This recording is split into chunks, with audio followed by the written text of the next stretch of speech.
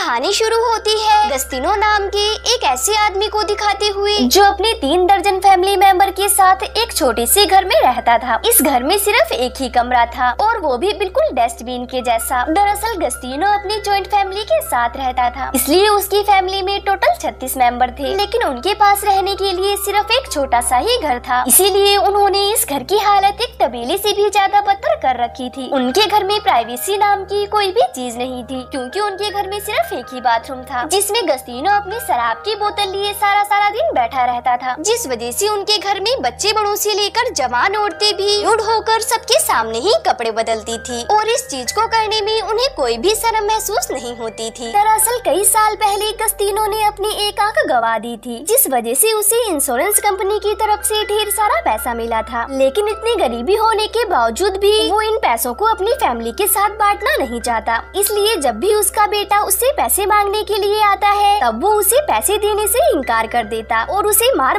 के वहाँ से भगा देता था। साथ ही साथ गस्तीनो जब भी सोता था तब वो अपने साथ एक बंदूक को रखता था, क्योंकि वो जानता था कि उसके सोते ही घर का कोई न कोई भिखारी उसके पैसे चोरी कर लेगा। इसलिए एक आंख फूटने के बाद वो अपनी दूसरी आंख 24 घंटे खुली रखता था और यहाँ तक कि रात को जाग कर वो अपने पैसों का पहरा देता था। साथ ही साथ उसे अधेड़ उम्र की औरतों को छेड़ने में भी काफी मजा आता था, इसलिए मौका मिलते ही वो अपनी ठरक दिखाने में कोई भी कसर नहीं छोड़ता था। आंख फूटी होने की वजह से वो लड़कियों को आंख भी मारता था और लड़कियों को इस बारे में पता भी नहीं चलता था। और ये सब जिन इज्जतदार लोगों की बस्ती में रहते थे, उस बस्ती के ज्यादातर शरीफ लोग चोरी करना ही पसंद करते थे, जिससे उन निकम्मों को रोजगार के साथ साथ वक्त का हराम का खाना भी मिल जाता था। गस्तीनो की 2 बेटियां भी थी और उसकी बड़ी बेटी पैसा कमाने के लिए गाँव के चौराहे पर अपनी गुफा को पिलवाने का काम करती थी। वहीं दूसरी तरफ उसकी छोटी बेटी दूसरों के घरों में पोछा लगाने का काम करती थी। एक दिन जब वो अपनी बड़ी बहन के साथ कहीं जा रही थी तब वो उससे कहती है कि पैसे कमाने के लिए ये सब करना ठीक नहीं है। ये सुनकर उसकी बड़ी बहन कहती है कि दूसरों के घरों में पोछा लगाने से तो मेरा तेल बोरी का धंधा ही अच्छा है। गस्तीनो का छोटा बेटा पैरों पर वैक्स करके लड़कियों के जैसे कपड़े पहनकर लोगों को पागल बनाकर पैसे कमाता था। गस्तीनो की फैमिली में इतनी गरीबी थी कि वो सभी खाने पीने वाली चीजों के लिए भी कुत्तों की तरह झगड़ा करते थे। गस्तीनो अपने पैसों को लड़कियों के ऊपर और दारू पीने में खर्च करता था और नशा उतरने के बाद वो हर रोज भूल जाता था कि उसने वो पैसा कहाँ खर्च किया, इसलिए वो हर रोज पैसों को गिनकर उन्हें अलग अलग जगह पर छुपाता था और पैसों को छुपाने से पहले वो अपनी बूढ़ी माँ को हर रोज कपड़े से ढक देता था। एक दिन गस्तीनो की फैमिली को पता चलता है कि उसकी बूढ़ी माँ का पेंशन का पैसा मिलने वाला है, इसलिए वो सभी उसे उठाकर पेंशन ऑफिस लेकर जाते हैं और पैसों को निकालने के बाद वो लोग पैसों के लिए लड़ाई करने लगते हैं और अपनी बूढ़ी माँ को अपने बच्चों के साथ छोड़ देते हैं। उनके घर में गरीबी इतनी कूट कर भरी हुई थी कि पैसों के लिए वो लोग किसी भी काम को करने से मना नहीं करते थे, जबकि गस्तीनो के पास ढेर सारा पैसा था, लेकिन वो उन पैसों को अपनी अय्यासी में उड़ाता था। एक दिन वो दारू पीकर रात को जब सो रहा था तब वो सपने में देखता है कि उसकी फैमिली ने उसका सारा पैसा चोरी कर लिया है और उस पैसे से वो लोग ऐश कर रहे हैं। जिसके बाद वो नींद से उठकर अपने पैसों को चेक करने के लिए जाता है, लेकिन दीवार तोड़ते ही वो देखता है कि वहाँ पर उसका एक भी पैसा नहीं है, जिस वजह से वो बौखला जाता है और घर को तहस नहस करके पैसों को ढूंढने लगता है। इसी दौरान उसे अपने बेटे के ऊपर शक होता है कि उसने ही जरूर उसका पैसा चोरी किया होगा, इसलिए वो उससे पूछने की बजाय सीधा उसे गोली मार देता है और इस वजह से उसे पुलिस अरेस्ट कर लेती है। लेकिन अगले ही दिन वो अपने पैसों के दम पर जेल से बाहर आ जाता है। दूसरी तरफ घर के सभी लोग उन पैसों को घर के चारों तरफ ढूंढ रहे थे, लेकिन उन्हें वो पैसा कहीं पर भी नहीं मिल रहा था। तभी वहाँ पर गस्तीनो आ जाता है और वो सीधा बाथरूम में जाकर उन पैसों को निकाल लेता है। दरअसल गस्तीनो ने वो पैसे बाथरूम में छुपा रखे थे, लेकिन नशे में होने की वजह से उसे उस दिन ये बात याद नहीं आई। अब उसके जाने के बाद घर के सभी लोग उस आदमी को बहुत बुरी तरह से मारते हैं, जिसने कहा था कि उसने बाथरूम को अच्छे से चेक कर लिया है। उधर गस्तीनो जब एक जगह पर दारू पी रहा था तभी वो वहाँ एक धंधे वाली को देखता है और उसके पास जाकर उससे बातें करने लगता है। गस्तीनो उसे कहता है कि वो काफी अकेला है और उसे उसके घर में कोई भी प्यार नहीं करता, सभी लोग उसका पैसा उसे छीनना चाहते हैं। इसके बाद गस्तीनो उस औरत के साथ काफी मजे लेता है और रात को वो उसे अपने घर में ले जाता है। यहाँ पर वो अपनी बीवी को उसके बिस्तर से उठने के लिए कहता है और कहता है कि ये आज से मेरी दूसरी बीवी है। अब इसके बाद कुछ ही दिनों में वो उस धंधे वाली के साथ काफी घुल मिल जाता है और उसके ऊपर उन पैसों को खर्च करने लगता है जिन पैसों को उसने अपनी बीवी और बच्चों को भी नहीं दिया था। साथ ही साथ वो घर के लोगों को जलील करने में भी कोई कसर नहीं छोड़ता, जिस वजह से घर के सभी लोग अब उससे नफरत करने लगे थे और उसे मारने के लिए वो लोग प्लान बनाने लगते हैं। एक दिन जब घर के सभी लोग चर्च जाते हैं, तभी वो लोग वहाँ पर इस घटना को अंजाम देने का फैसला करते हैं। इसके बाद वो एक गाड़ी में भीड़ों की तरह लोड होकर एक रेस्टोरेंट में जाते हैं, जहाँ पर पहुंचकर वो लोग गस्तीनो के खाने में जहर मिला देते हैं। गस्तीनो जब उस खाने को खाता है तब उसे पहले तो कुछ भी समझ में नहीं आता, लेकिन थोड़ी देर में वो समझ जाता है कि उसके खाने में जहर मिलाया गया है। इसलिए वो उन लोगों से कहता है कि मरने से पहले मैं पुलिस को इसके बारे में बता दूंगा कि तुम सभी ने मिलकर मेरे खाने में जहर मिलाया था। इसके बाद वो साइकिल लेकर वहाँ से पुलिस स्टेशन जाने लगता है, जबकि उसे पुलिस स्टेशन की जगह हॉस्पिटल जाना चाहिए था। दरअसल गस्तीनो अपने आप को बचाने के लिए नहीं बल्कि उन लोगों को मरवाने के लिए जा रहा था, लेकिन जहर खाने की वजह से वो ज्यादा दूर तक नहीं जा पाता और एक नदी के किनारे आकर गिर जाता है। अब क्योंकि उसने पूरा खाना नहीं खाया था, इसलिए वो उल्टी करके उस खाने को निकाल देता है जिसमें जहर मिला हुआ था, जिस वजह से वो बच जाता है। इसके बाद वो रात को अपने घर में दारू छिड़क कर उसमें आग लगा देता है और दूर से अपने परिवार को मरते हुए देखने लगता है। लेकिन इससे पहले कि वो आग पूरे घर में फैलती, घर के सभी लोगों को आग के बारे में पता चल जाता है और वो लोग घर से बाहर निकल जाते हैं। बाहर वो लोग गस्तीनो को एक पेड़ पर चढ़ा हुआ देखते हैं और उसके ऊपर पत्थर फेंक कर उसे जान से मारने की कोशिश करते हैं, लेकिन इससे भी उसे कुछ नहीं होता। अगले दिन वो सभी लोग उस घर को ठीक करने की कोशिश करते हैं, लेकिन वहीं दूसरी तरफ गस्तीनो घर एक आदमी को बेच देता है ताकि उसकी फैमिली रास्ते में भीख मांगने पर मजबूर हो जाए और फिर गस्तीनो अपने उन पैसों को लेकर उस धंधे वाले के साथ मजे लेने लगता है। अब इसके कुछ दिन बाद वो आदमी जिसने उस घर को खरीदा था, वो अपनी 4 दर्जन फैमिली को साथ लेकर गस्तीनो के घर पर आता है। वो गस्तीनो की फैमिली को घर खाली करने के लिए कहता है। ये सुनकर गस्तीनो की 3 दर्जन फैमिली उनसे लड़ाई करने लगते हैं। इसके बाद अगले सीन में हम देखते हैं कि गस्तीनो अपने पैसों से एक गाड़ी खरीदता है और वो उस गाड़ी को लाकर सीधा अपने घर में घुसा देता है, जिससे उनका घर कचरा पात्र से कबाड़ खाने में बदल जाता है। लेकिन वो लोग उस कबाड़ खाने को गिरने से रोकते हैं और फिर वो दोनों ही फैमिली उस घर में रहने लगते हैं, जहाँ पर गस्तीनो अपनी 3 दर्जन फैमिली मेंबर और 2 बीवियों के साथ रह रहा था। वहीं दूसरी तरफ वो फैमिली जिसने इस घर को खरीदा था, वो भी अपनी 4 दर्जन फैमिली को लेकर वहाँ पर रहने लगते हैं। साथ ही साथ गस्तीनो अभी भी अपने घर वालों के ऊपर शक करता है और अपने पैसों को अपने हाथ में लगे प्लास्टर के अंदर छुपा कर रखता है और वो चाहता है उस घर के सभी लोगों को मारकर उस कचरा पात्र का अकेला वारिस बनना, जिसके लिए वो रात भर जाकर उन्हें मारने की प्लानिंग बनाता है। और इसी सीन के साथ मूवी का एंड हो जाता है। मूवी कैसी लगी कमेंट में जरूर बताएं और ऐसी ही मूवीज देखने के लिए हमारे टेलीग्राम चैनल को ज्वाइन कर लें, डिस्क्रिप्शन में लिंक है। तो मिलते हैं अगली वीडियो में, तब तक के लिए बाय बाय।